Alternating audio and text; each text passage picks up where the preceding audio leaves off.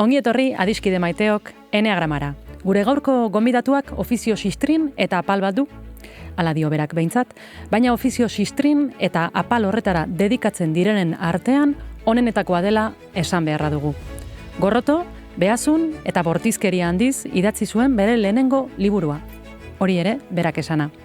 Katuen maitale, pala jokalari, txikitatik egunerokoen idazle, bikien ama, ez du gustoko besteek beren ametsak kontatzen dizkiotenean. Orain dela 19 urte, elkar ezagutu genuenean, esan zidan, ondo egiten duzu euskaraz, Gasteizkoa izateko. Eta handi gutxira, gaur, Eneagraman, Eider Rodríguez. Ze moduz, Eider? Oso, no? Labanka eta guzti. Ez, hemen lagun arteko solasaldia izango da, beraz, ezer baino lehen utzidazu esaten eskerrik asko, eta utzidazu esaten ere zenbat miresten zaitudan idazle bezala.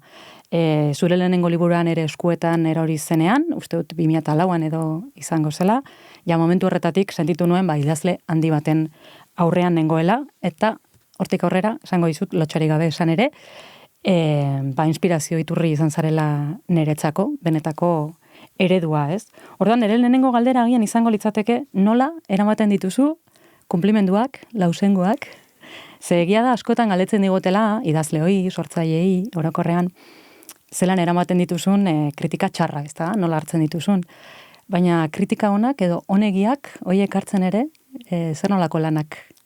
Lan handiak, eskerrik asko, zure hitzengatik, Katixa, aldebikoa da miresmena. Nola daramatzadan kritika onak? Ez ditut sinisten. Eta txarrak aldiz goitik behera. Orduan problema handi bada.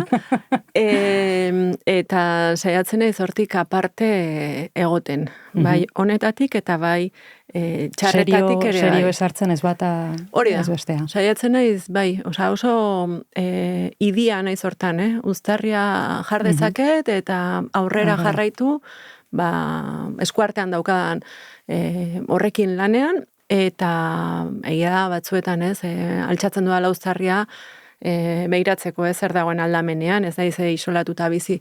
Baina egia da hori, ez zaidala eroso suertatu izan behin ere, nire lanari buruz hitz egiten entzutea.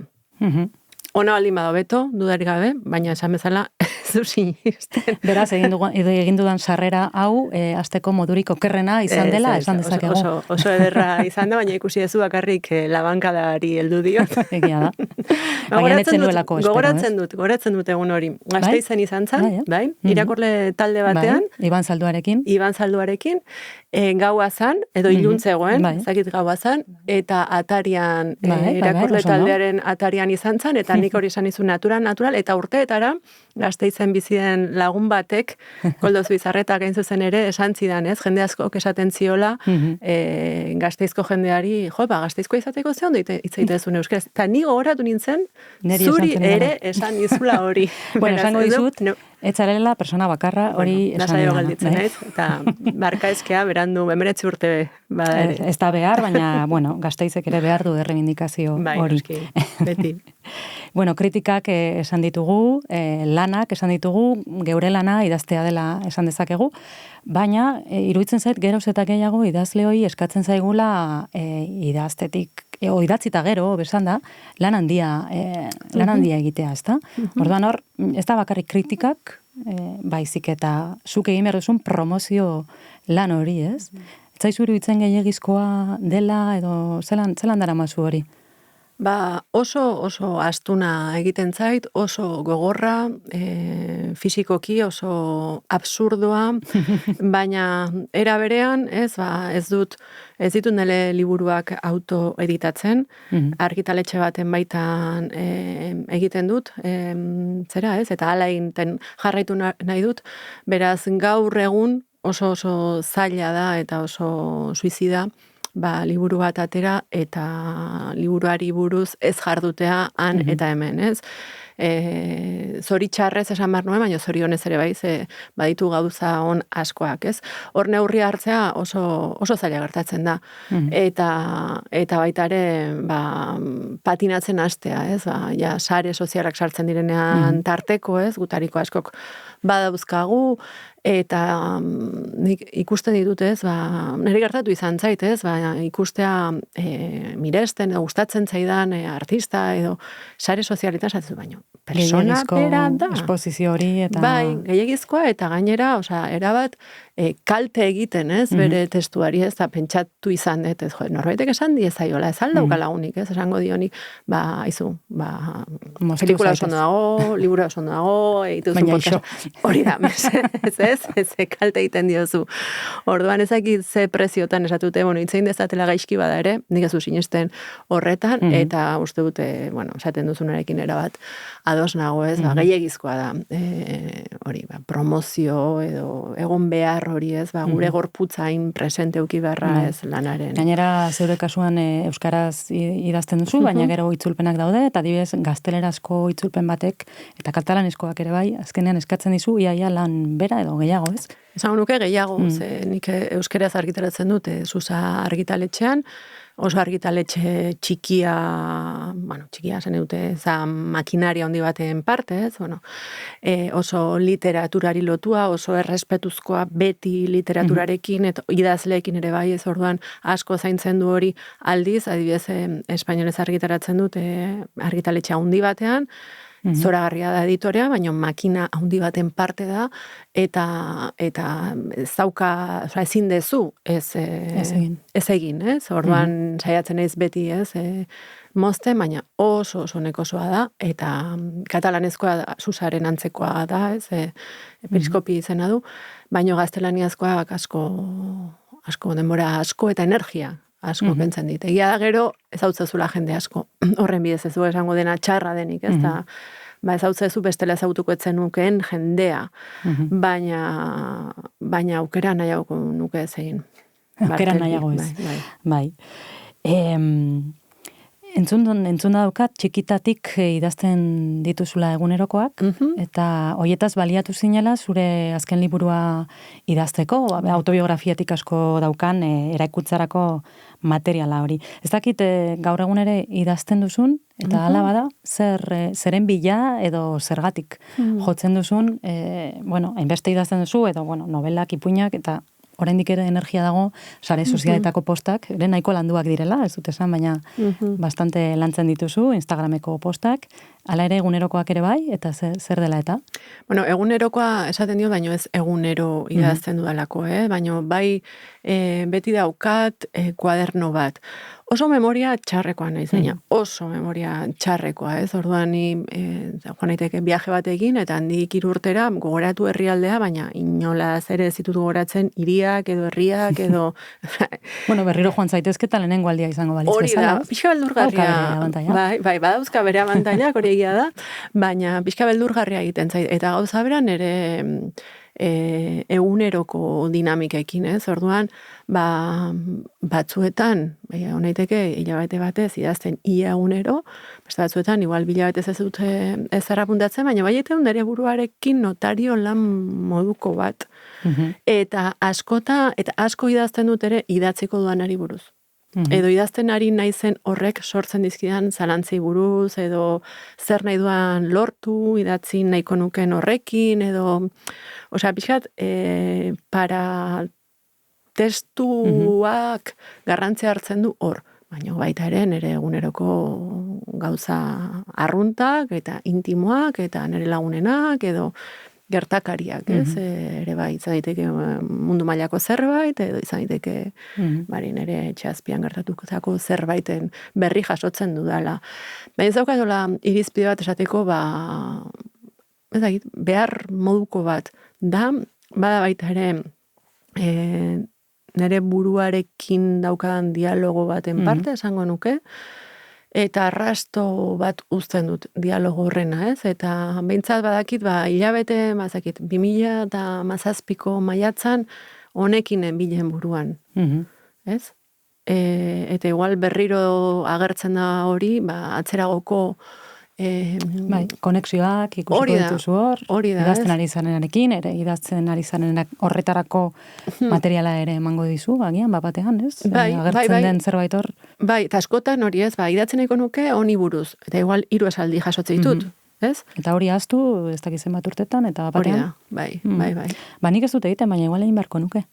Ez dakit, igual ezakit zure memoria nolakoa den, baina neri balio. Geroz eta okerragoan, normala den moduan. Eta ero gustatzen zait idaztearen eskuz egitearen zera hori, ez? Eskutik ateratzen den zerbait, ez? Eta, bueno, ora zirkuito horrek, ez? Nora... Ez da gauza bera, eta ez da berdin pentsatzen, ez? Tekleatzen edo eskuz idazten, beste burubide bada. Hori da, beste burubide bat, eta beste abiadura bada, eta, bai, asko gustatzen zait, aldartetan jartzen nauen, ez? Bueno, baina konbentzitu nauzu, eta hemendik aurrera egunerokoak idatziko ditut. Beste gauza batekin agian nauzu konbentzituko, ze lehen esan dut katu zalea zarela, katu jendea zuen izena zure 3. liburuak, ezta? Eta badakit, bueno, katuekin bizi zarela, ia beti ala izan dela.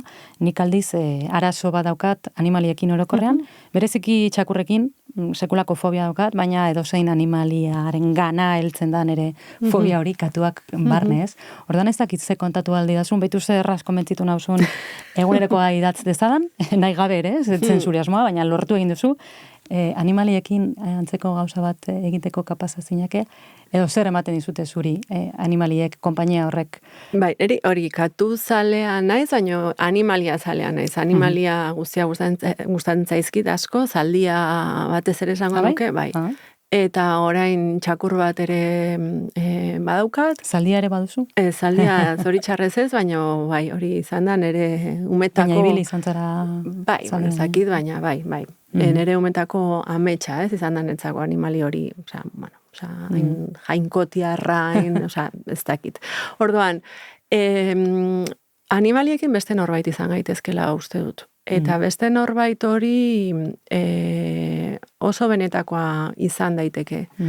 Eta animalia zein dan, gure izatearen alderdi batzuk agertzen dira gehiago besteak baino, ez? Orduan, ezagit, niri asko gustatzen zait. Zure neatipoa orduan zaldia dela esan dezakegu. Nahiko nuke, baino bai, nire animaliola nentzat indartxu, noble, eder. Bai, hori nik ere ikusten dut. Bai, asko gustatzen zait. Gero ikusi nuen dokumental bat, ez? Zaldi gainean ibiltzeari buruz, eta gerozik ezin izan naiz zaldi batera igo, ze azkenean tratu txarra, bai, oso orduan, bai, baina uste dut horretarako, ezagit, horregatik ere gustatzen zaizkidala, ez? Eta baita ere, mendibuelta bat egin, eta ez bakarrik animaliekin, ez? Baina uste dut naturarekin ere gertatzen zaidala hori, ez? Zizare bati begira onalizatea edo txori bati begira, ez? Lehen esaten genuen abiadurarena, ez? Aldatu egiten du. Abiadura, aldatu egiten du munduaren neurria, aldatu egiten du buruan daukazuna, espektatibak, egoa, gauza horiek guztiak, ez? Nik uste dut urtu egiten direla, behintzat momentu batez orduan eri on egiten ditu, ezakit, belarrak, itxasoa, baina baita animaliekin harremana eukitzeak ere. Polita da, zure alde xamurra ezagutzea.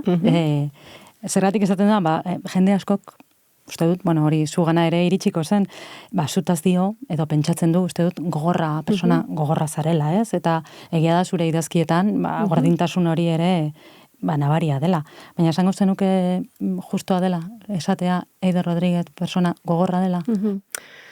Nik uste dut justoa dela, baldin eta esaten duenak nire testuen bidez bakarrik ezagutze baldin manau. Justoa da, logikoa da, eta oso legitimoa dela.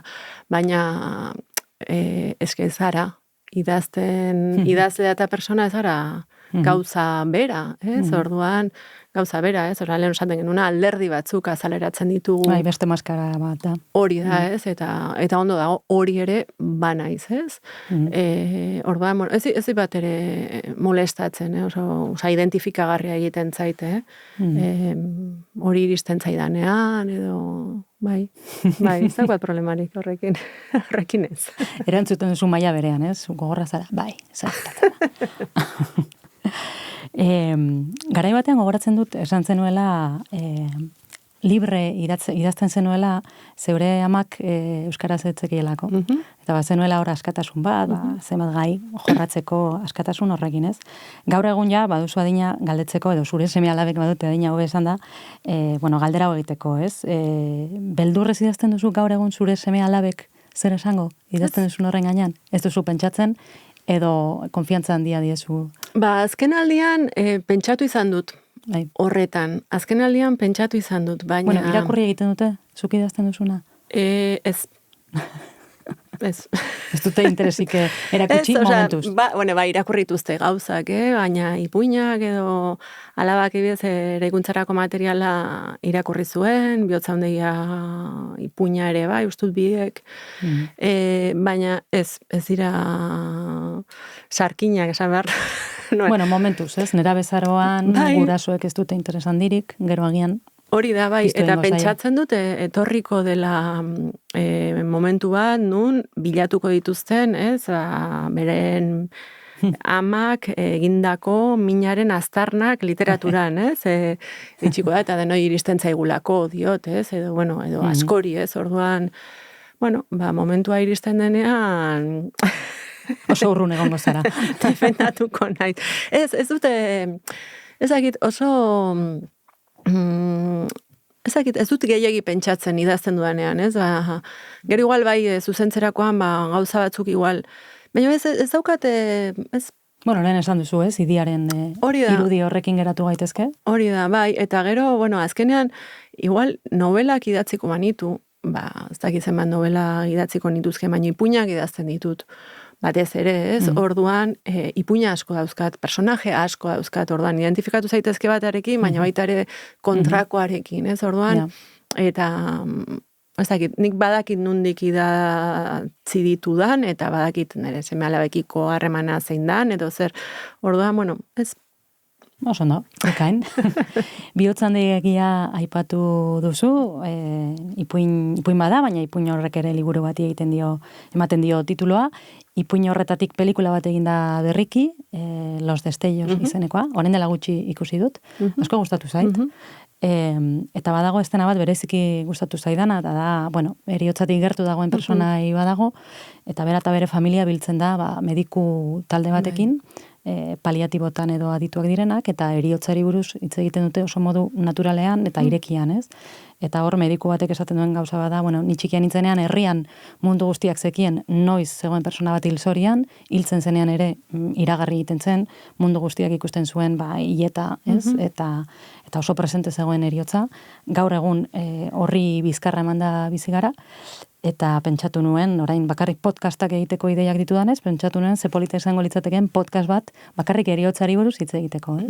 Zer nolako harremana daukagun eriotzarekin, zenbatetan pentsatzen dugun, harengan, zer nolako traumak eragiten dizkigun, eta ordan agian, podcasta ez dugu hemen egingo, podcastaren barruan, ez da behar, baina bai galdetu nahiko nizuke, eriotzarengan pentsatzen ote duzun, askotan pentsatzen ote duzun, pentsamendu paralizantea ote den, beldurgarria edo kontrakoa?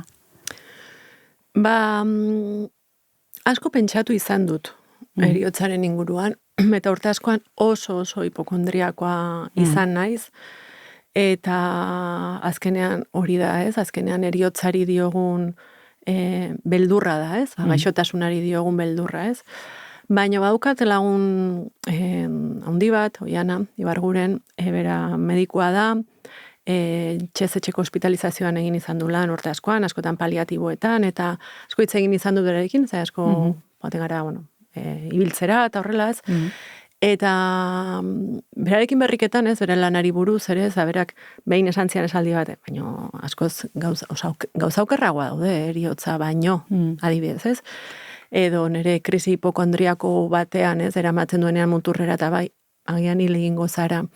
Eta egitearen poderioz, onartu egin nuen, hil egingo nintzela, eta oraindik ere eukitza ditut krisi txiki hoiek, ez? Baina uste dut asko zarreman sanoagoa daukadala, eriotzarekin, eta ondorioz bizitzarekin ere, eta parte handi batean, uste dute Oianari esker. Bueno, fitxatu egin behar dugu gure podcastarako. Adudari gabe, oso podcast talea da gainera, eta literatur zalea ere bai. Oso ondo.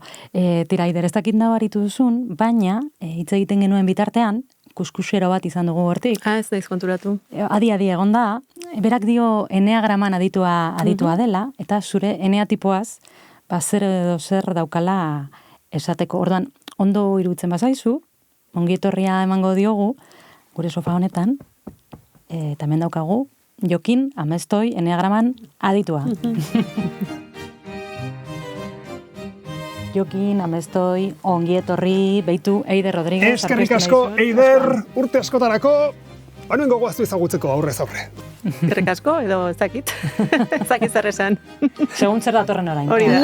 Lasai, izango dugu denbora gainera honi buruz hitz egiteko, baina bai, elkarrizketa tentu zentzuten ari ditu naiz, eta uste dut badakidala zein eneatiporekin egiten duzun bat. Uste dut, baina bada ezpada ziurtatzeko galdera pare bat egin nahi dizkizut. Eta gero hirok eramango dizkizugu aukeratzeko, eta horren arabera pixka bat hobeto definituko dugu. Ondo iruditzen, Katixa? Oso ondo iruditzen zait egiten duzun guztia, badakizu. Ados, bagoazen, entzun mesedez. Eider, festa batera sartzen zarenean, non jartzen duzu arreta beste inon baino lehenago? A. Janaria eta edaria norote dagoen. B. Norekin has zaitezkeen hizketan berehala. Ala, C. Dinamika sozialak, alegia, nor dagoen norekin ligatzen eta horrelakoak. A, B edo C. Agiana. Benetan? Bai. Hori bai hori espero. Harrapatu egin duzu gure aditua.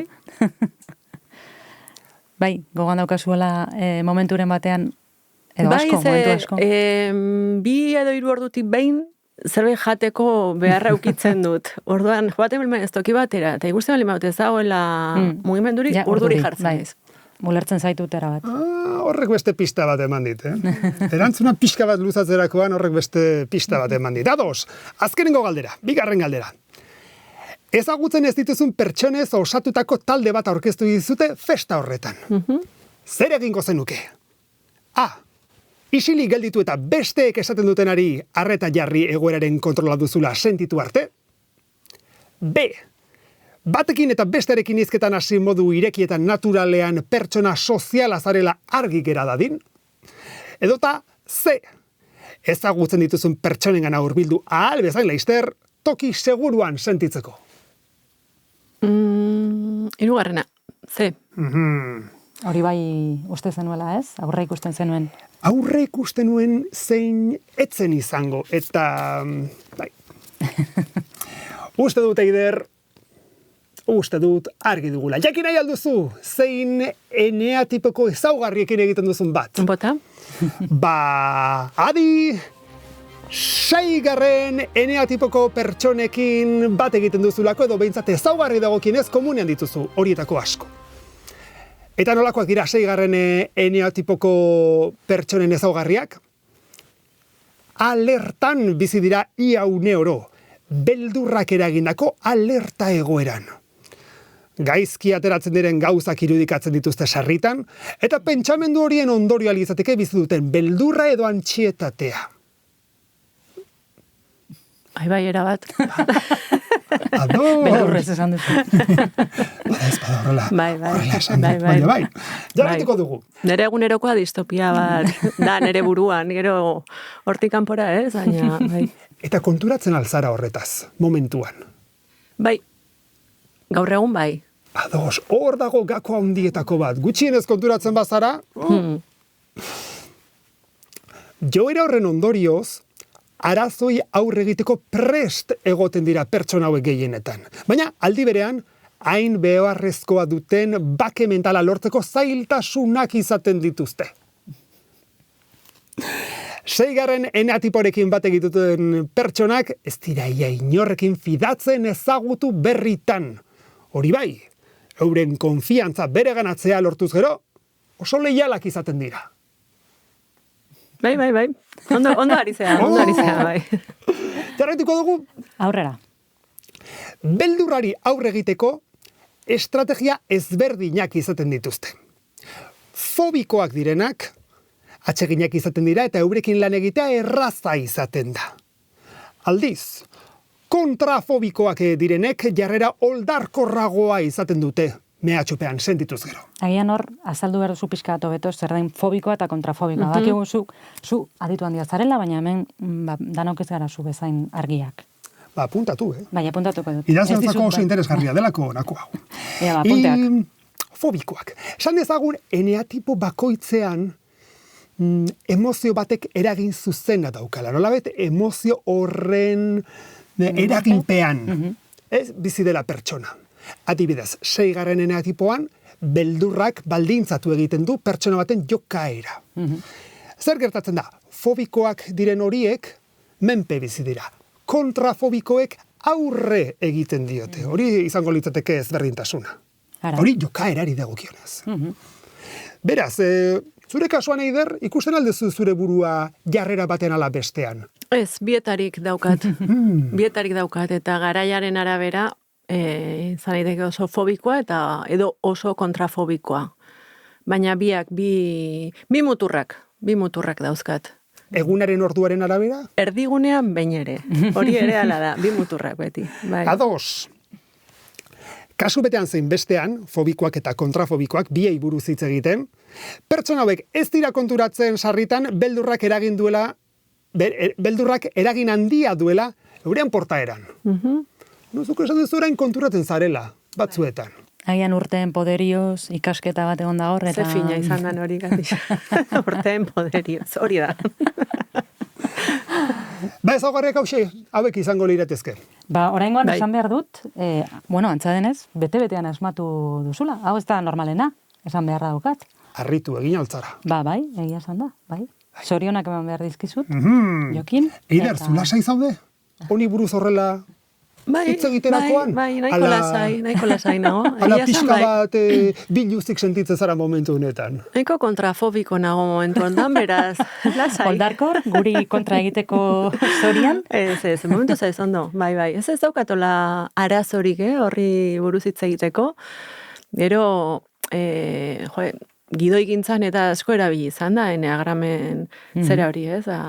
Personajen patroiak egiteko, eta botere harremanak sortzeko personajen artean, ez? Ordan oso interesantea iruditzen zait, horri buruz dagoen literatura guztia eneagramen inguruan. Ordan, ondo dago hartzea uste dut, ez? Bakoitzak dauzkala bere, ez dakit, ahuldadeak edo bere, eta... Jokatzeko moduak, ez da? Jokatzeko moduak. Izan ere, eta gogoari izan denok, izaera eta portaera ez dira gauza bera. Osondo, Jokin, urrengora arte. Ni hemetxe geldituko naiz bada ezpada, Bale, ba. Eskerrik asko. Eider, ere amaitzera goaz, eskerrak eman nahi dizut beste behin ere. Ez dakit... Eneagraman edo orokorren autoezagutzen interes berezidikote daukasun, edo ikusten duzun beharrezkoa gure lanerako. Agian, ez dakit, zuk ze uste duzu, beharrezkoa dugu autoezagutza lan hori aurretik egin, gero idazten jartzeko, edo misteriotik abiatzea hobe? Ezakit, nik uste dut norberaren, ezakit, oso personala da hori, ez, zein egoeratan zauden, eta nire interesantea egiten zait. Uste dut, azkenean irakurtzea, badela ere autoezagutzarako tresna bat, naiz eta konstientea ez izan, ez, eta gero finago ere, jodezakezu, beste toki batzuetatik, sakondu ez gero, ez, baina uste dut, bai idaztea eta bai irakurtzea badela. Horretarako beraz, esango nuke, baiezkoa da, bai. Oso ondo ba.